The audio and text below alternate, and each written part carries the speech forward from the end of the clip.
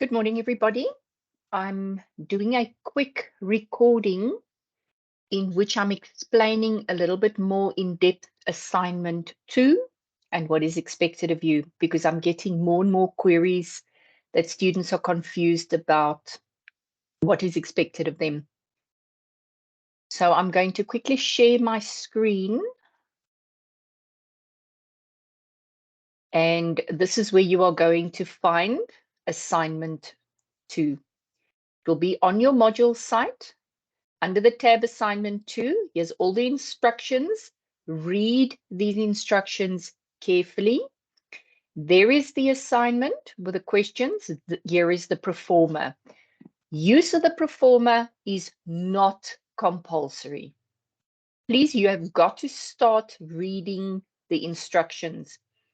Many of you from assignment 1 made very, very silly errors because you simply did not read. So here is your assignment, and let us take a look quickly at what was expected of you.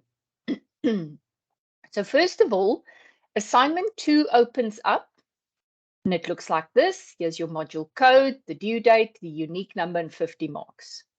You must have a cover page, a table of contents, answers with your references, and a reference list. So there are 3 questions with sub-questions, and you are told to read carefully. So the first thing that you are faced with is you are faced with a case study. So everything you answer in terms of content, you should always answer at the extent of the case study. We do not write case studies because we have nothing better to do. We write case studies so that you can try and apply the knowledge from the study guide or the study material into a situation that you might face outside. So let's quickly look at the gist of the case study. So this is you are an ex-police official. You are now working at African Fuel.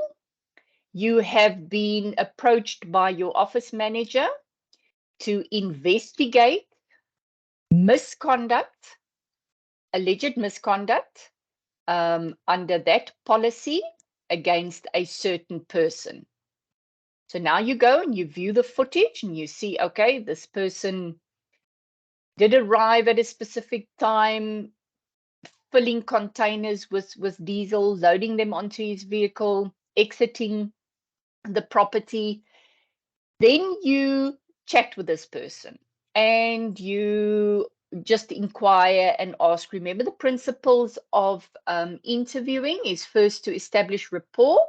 If you remember FOR3601, we discussed how to approach the person, how to establish rapport. And then you ask the person, so tell me, do you have any knowledge of the theft? Okay, obviously from the case study, the person denies it. Then you give, then you show him the photographic evidence, and then he blurts everything out. So let's take a look at the questions. Now, question 1. In your own words, explain the key concepts of a cellular network. Obviously, you do not have to apply anything in terms of the case study to this question. It's 10 marks. In your own words, explain the key concepts of a cellular network. Now, there are things that you won't be able to put into your own words, like a radio network controller or a mobile switching center. Those type of things you cannot put into your own words. But the description of what this does has to be in your own words. And then you have to have a reference for answer. From question 2 onwards, it is important that whatever you say is based on the case study. So 2.1 says, identify any 5 resources that you as a corporate investigator may use to legally gather evidence in this case. These resources may not necessarily be mentioned in your study guide. So remember, you are headed towards a disciplinary. You are doing a disciplinary investigation. So look at the resources that you will use for a disciplinary investigation.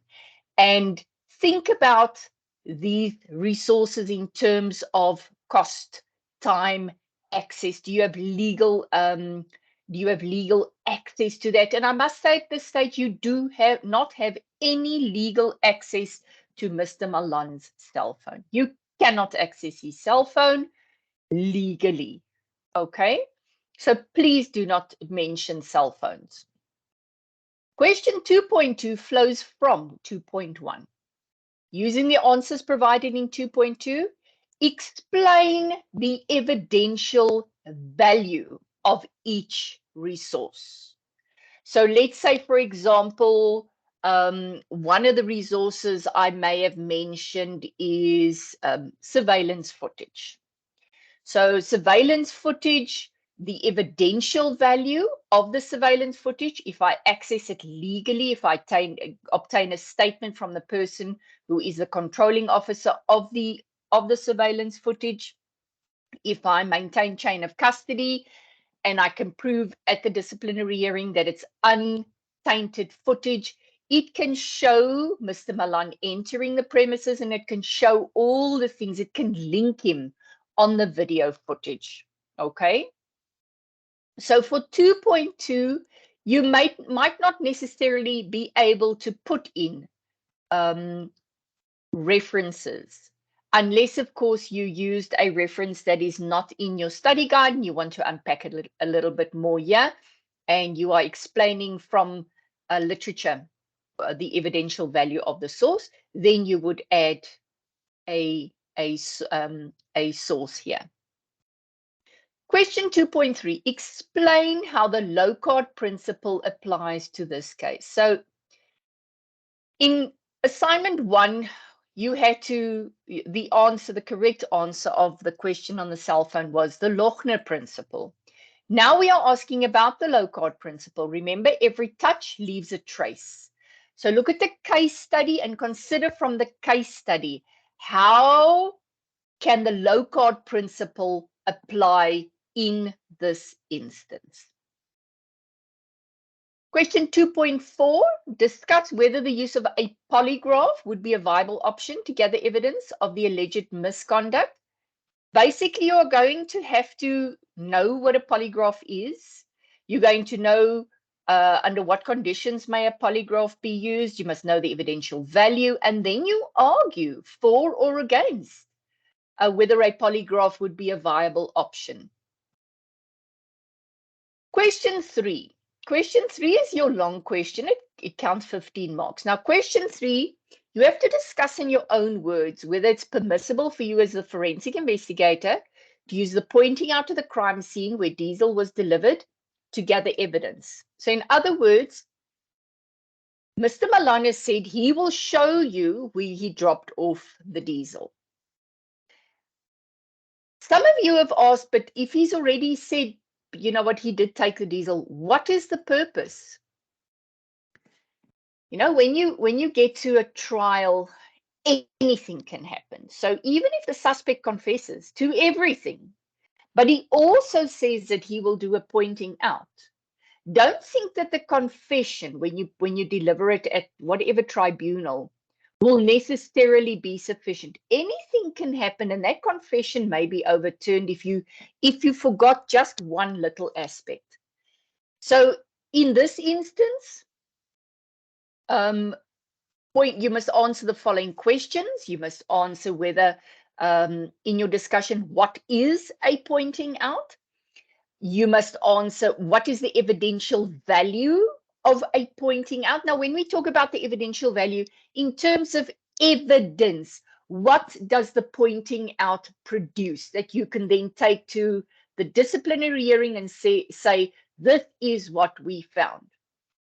For example, in the pointing out, there might be a surveillance camera outside the loan shark's business premises, which they usually are because they work with money.